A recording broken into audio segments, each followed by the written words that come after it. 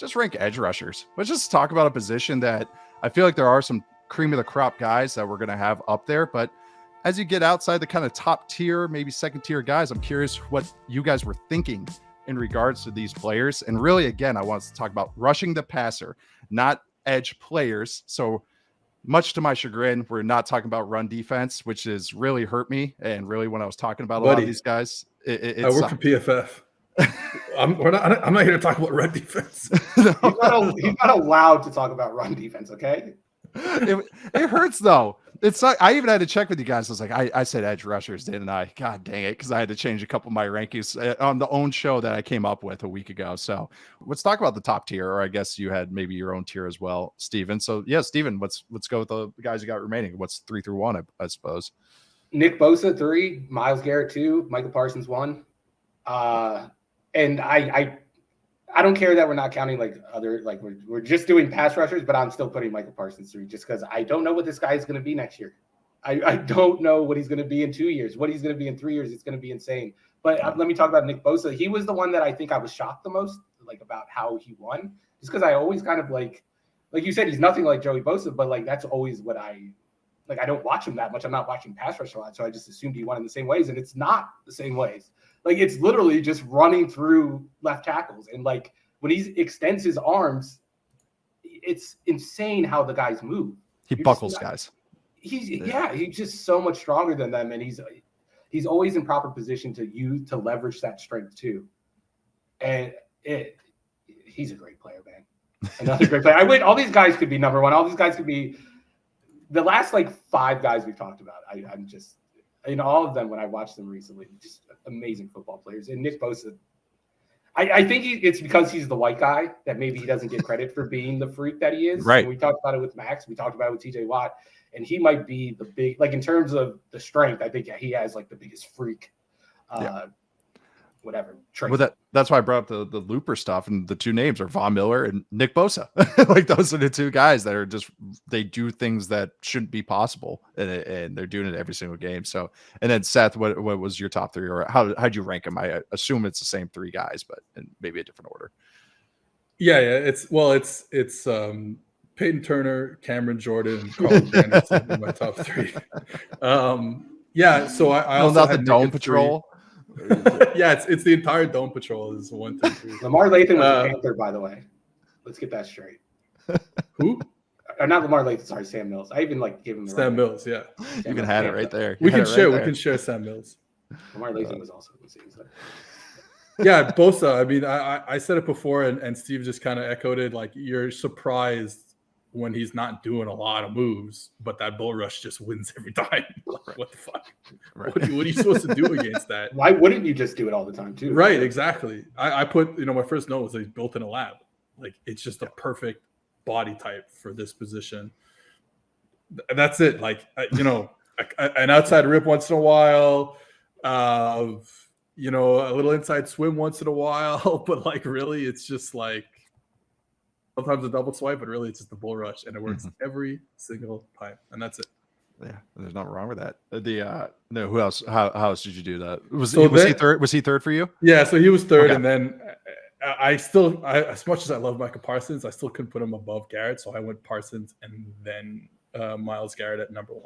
Okay, and then I'll shake out my kind of top 3, and it's really, I believe it's the same as Stevens. Yeah. Oh no, actually, I went Garrett at 3, and then Nick Bosa at 2, and then Parsons at 1. And for me, and why I had Garrett is he's always a guy that just sometimes he leaves me just wanting a little more, and I hate that. And it's just he knows when he gets paid, and that's fine because he cranks it up better than anybody. So maybe it's some of that Nick Bosa down to downness that I like, that you'll see a little bit more. And this is just so arbitrary and so eye testy. There's nothing really with it, but also just, and we'll talk about Garrett in a second, but my kind of Nick Bosa stats, I'll throw them out there. Of course, had 18 sacks last year, 18 and a half. 10% of his pass rush snaps resulted in a QB hit, which is insane. There's no one even close. The league average over the last 4 years is 3%. So he's basically, more than double. I mean, almost over triple what the league average is. The only other player above 10% was Devin White, and that's because Devin White does the green dog stuff when the running back's blocking and he just runs straight at the quarterback. Right. 48 quarterback hits is third in Pro Football Reference's database. The only 2 seasons above that, or 2 JJ Watt seasons, and this is just last year. We're not talking about run defense, even though he does some things in the run game. There are some things lacking with Nick. Sometimes I'm like, oh, come on, like you turn it up on the pass rush, but come on, maybe let's stop it right here. So I think just that all his kind of down to downness is why I haven't made the bump on Garrett. But maybe I'll just start with my little Myles Garrett stuff before I kick it to you guys that have him second and first. Tons of QB hits, tons of sacks, has a production. Hasn't truly had that true supernova year, even with all this production, because he just hasn't just put it together completely as far as health, as far as team situation and all that. So I think this might be the year because all the help that the Browns added, that's like, oh, yeah. Oh, there it is. This is why you're the number 1 pick. But how he moves at his size and the bend at his size at 20 to 30 pounds lighter than guys. I mean, he's doing stuff. You see like Von Miller do it, and then it's like Myles Garrett do it. And it's like, oh, yeah, he's like 30, 40 pounds heavier than Von Miller. That's freaky stuff. I kind of almost sort of wanted to bump him up, but it just couldn't do it yet. Just couldn't do it yet, even though he's had the production and everything. But first and foremost, why'd you have him number 1, Seth? I mean, the numbers, again, you could like put a fine tooth comb through all these numbers and you could find a different person for number 1, really, depending on what you use. I think to me, he's probably actually one of the more unique pass rushers in the league, given that he's so explosive to the outside and tackles have to really they get so nervous when they play against him. Yeah. They get so nervous and they have to open up their body so much. And he's one of the few guys who his inside counter move is like that Reggie White hump move, where he's like, oh yeah, oh yeah, let me just with one arm throw you across the grain and get inside. And then what I've noticed over his career was, and he came in as a freak with not a lot of moves and not a lot of pass rush acumen. What he's been really good at is when he clubs, his outside move is the club rip. Mm-hmm. When he finds the tackle's elbow so cleanly all the time, and he's able to pinch that inside and get his rip going. And like he's gotten so much better at that throughout his years. It's just like, if you could just do that, and then obviously you add in the fact that even if he misses the bend, like I talked about earlier, even if he misses the bend and the explosion is so good that even the tackle's leaning on him, has that leverage, it doesn't really matter. To me, it's not like like I said, there's not a ton of moves, kind of like Bosa, not a ton of moves, but those 2 moves, the outside rip and the inside hop move, are clean. They're so good. Yeah. And then Steven, anything to add on to the freak that is Myles Garrett? I have shoulder shoulders. I have a number that like just makes him look even more like a freak. I got the get off times from Next Gen Stats. Yeah. And his average get off was 0.69 seconds. The closest guy in the top 10 in terms of like the guys we're ranking right now is, let me see, it is Von Miller at 0.76. So no one is within like 0.15 of him. And like everyone else is down like to that 0.78, 0.8 range. 0.69 at his size is, I don't know how to describe it, but I'm with Nate where it's like I just want a little bit more, and maybe my standards are too high for him. Right. But like I want him to dominate every game that he's in because he has that capability, and I don't think he does it like Bosa can do it, and like Parsons can do it. I do think me and Seth are probably underrating Bosa a little bit just because we don't see the moves. Even though at the top of the show, we were like the way to get to the quarterback is a straight line. And I think Bosa is the best at doing that. But I think Garrett is probably second best.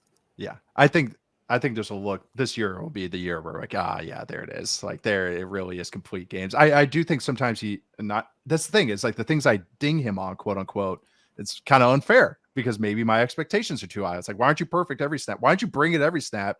And when I was a coach, I used to get mad at the coaches that used to do that to players. Oh, bring it every snap. It's like, yeah, he's on the field for 60 straight plays. Of course he's not going to bring it every snap. So I think it's sometimes talking out both sides of my mouth with Garrett, but let's go for the last guy here and then we'll rapid fire some superlatives, but real quick, Micah Parsons. Steven, top of your rankings. And why do you got that?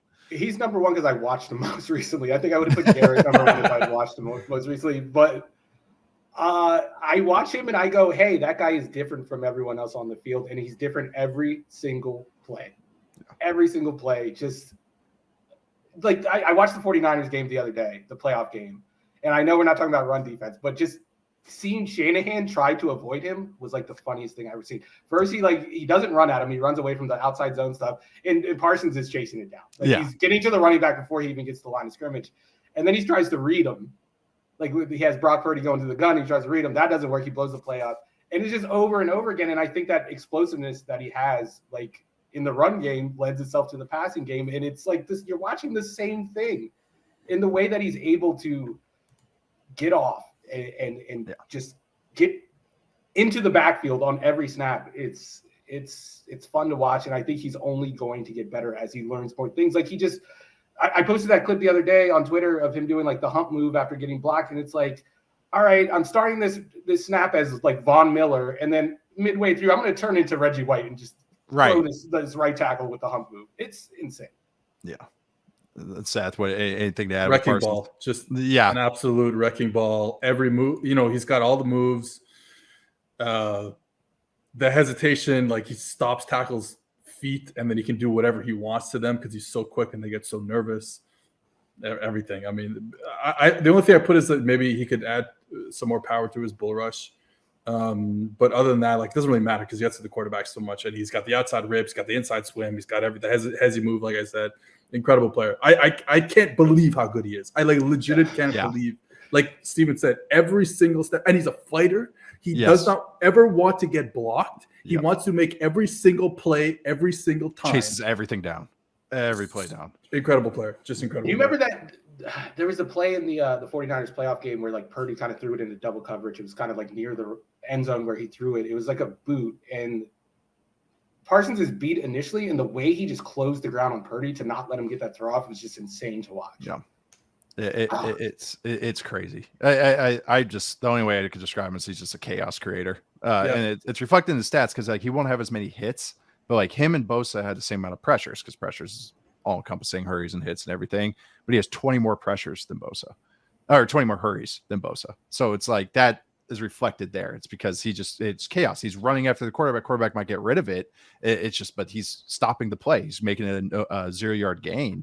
I'm excited to see this year him just bringing the noise as straight as a pass rusher. No more Mike linebacker, no more running like blind, trying to cover people. Only 53% of his snaps last year were as a pass rusher compared to 67% for Bosa.